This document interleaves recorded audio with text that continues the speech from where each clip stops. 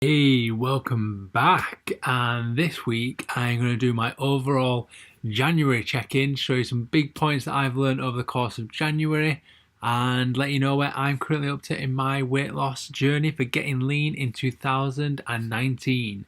Let's go.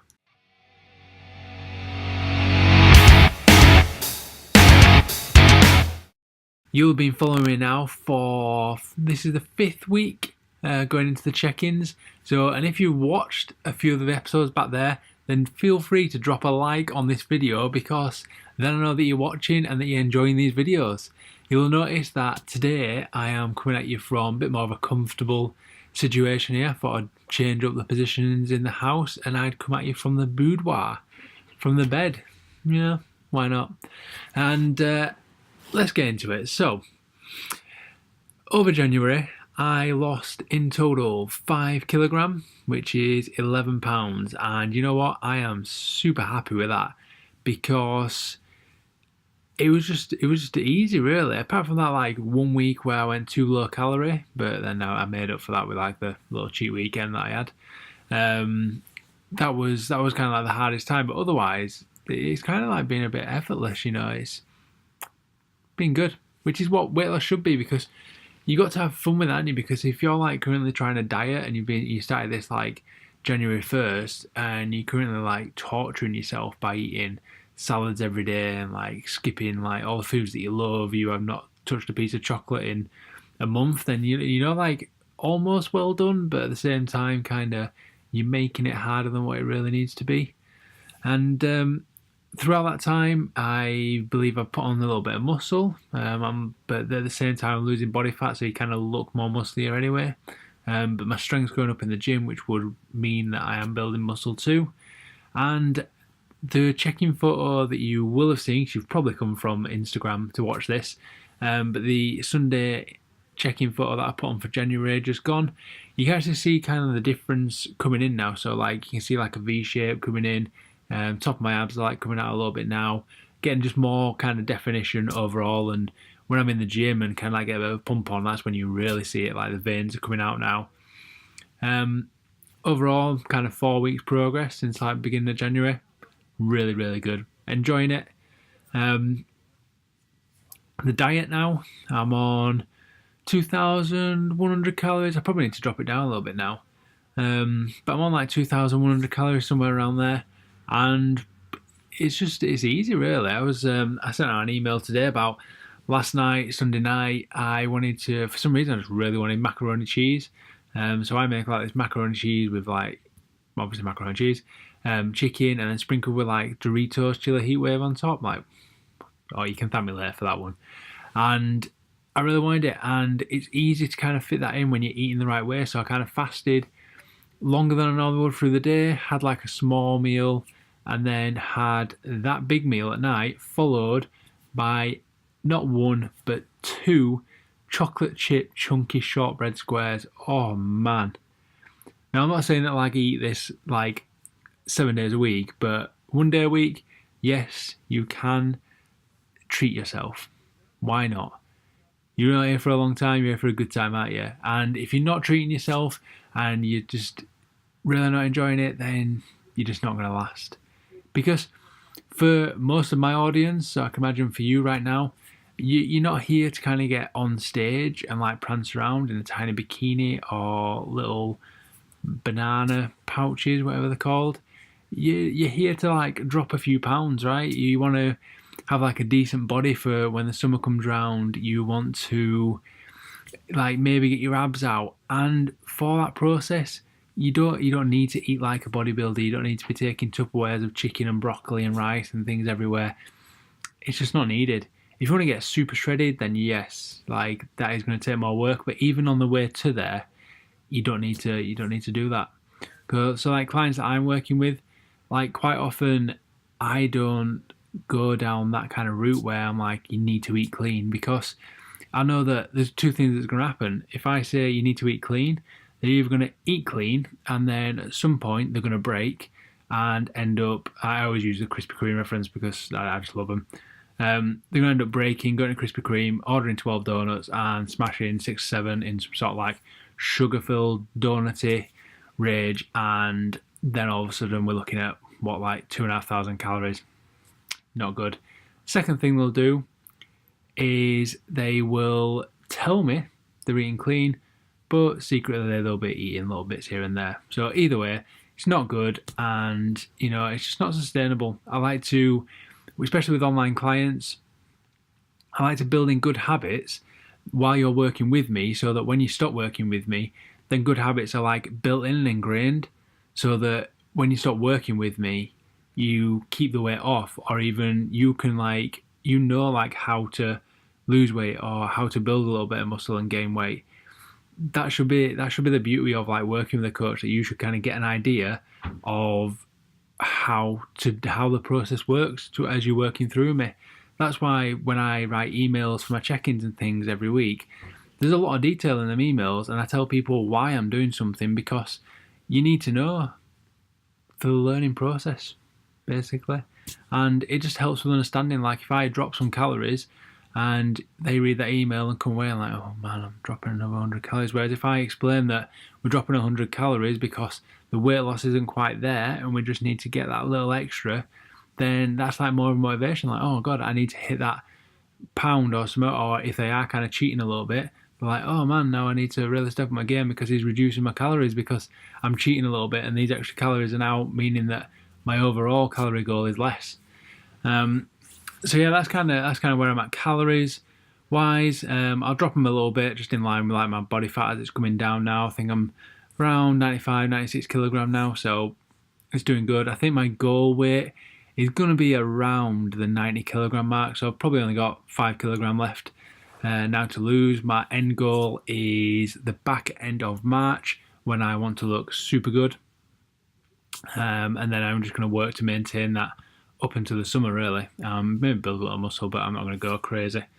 Workout wise, mentioned last week that I'm now moving into my new split, so it's 5 days a week doing upper lower strength and push pull legs for the back end, more of like a hypertrophy based workout, and I love it. It's a really good workout. It's a nice change from the last one that I did, which was a full body 2 full body workouts that were basically just rotating. So I did each workout twice a week.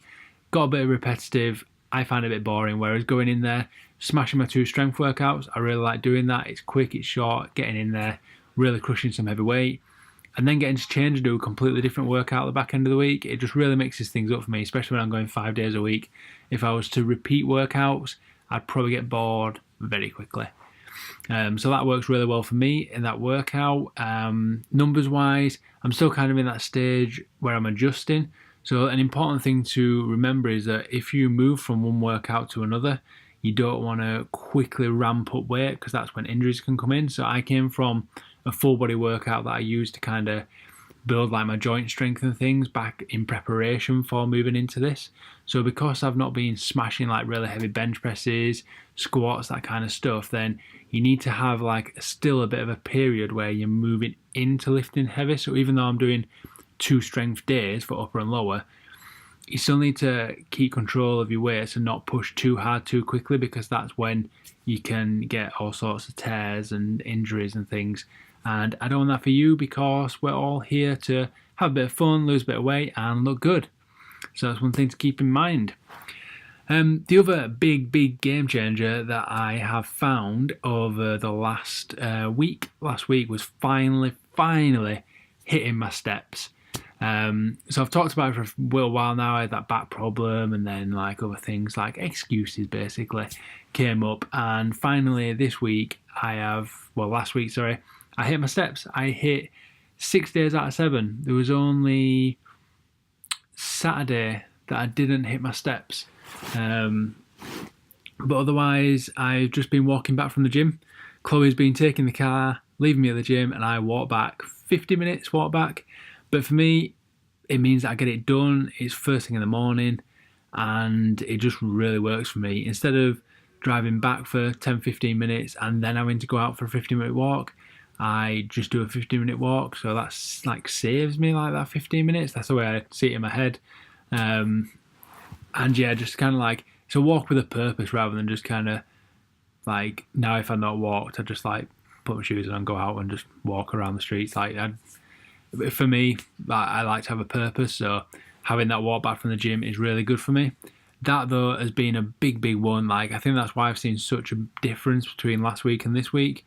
It was just because I think I've been getting 10 to 12,000 steps in a day on them 6 days when I did do it. So that's going to be some big calorie output. I don't know the exact numbers, but who cares if we're looking at it? Doesn't matter exactly how many calories it costs, because it's just all about how you look and that you're feeling good at the end of the day. So moving forward now, workout wise, I'm into that new workout plan. It's just going to be a case of getting in the gym, constantly pushing up their numbers, and yeah, just building strength, building some muscle, making sure that the calories cut doesn't really affect it. Moving into the calories, like I said, I do need to, probably should change it today, but this video is reminding me that I need to reassess the calories, probably bring them down more in line with my weight drop, because I think they're still based on my start, which is 100.5 kilogram. Now I'm down at 95, 96. So they will come down. And macros, protein will stay the same as when I started, and I'll probably just take it out of carbs and fats. Meal wise, I'm just happy kind of staying as I am, really. I'm like, when I say very flexible dieting, I'm kind of like eating what I want in terms of, I always have kind of meat and rice, or meat and something else carb based, with like, and then fats tend to come from either the meat, or like I like to have peanut butter, that kind of stuff. So when I say I'm flexible, like a lot of people think that you're flexible, you're eating like a donut with every meal or like a Kit Kat with every meal, but no, it just means that I'm able to kind of eat a variety of different foods and they fit in my Fitness Pal really well. I am also eating some like treat foods in there. Like, I did buy a big case of protein bars from My Protein recently, and they are going down a treat. The bonus with them is that they have really good macros. So where most people think that if you're doing like an if it fits your macros approach, you can eat like a Kit Kat or you can eat like this donut and stuff, but it's just going to be really high in sugar, which is going to be the carbs, and really high in fat. So the macros are all out of whack, so you end up chipping away at carbs and fats, but nothing in protein. And it's just not going to be good for kind of your performance in the gym, and like you're just going to constantly feel hungry because you'll burn through that like that. So when you go for like a protein bar, that's where you're going to have higher protein, and they tend to now have lower carbs and fats, which just fit into the macros really well. So I definitely recommend a few protein bars if you are going to get involved with some like treat foods and you don't want to go crazy on macros. So I think that is it for now. But if you're enjoying this series, then please hit the subscribe button, and if you like this video, then drop a thumbs up, as I do quite enjoy doing them. It's like a nice little check-in every week to come up here, just have a little bit of a chat with you and let you know what my current progress is, because this is all to show you that this weight loss like journey, it's not just like a week or 2 weeks of healthy eating and boom, you are going to be rocking abs. It does not work like that. Or I've had a few people on Instagram kind of commenting on like the check-in photos, telling me they're like, oh, the progress isn't this and it's not that good, blah, blah, blah. And you know what? You can't impress everybody. Some people scroll down the feeds and they see like crazy transformations day in, day out, and think that happens in like 8-10 weeks. I'm afraid to say it doesn't. It's a process, and if you really wanted it fast, then yeah, you could kind of cut all the bad foods and do all that, but I'm happy kind of taking my normal flexible approach. It's the Harefit way.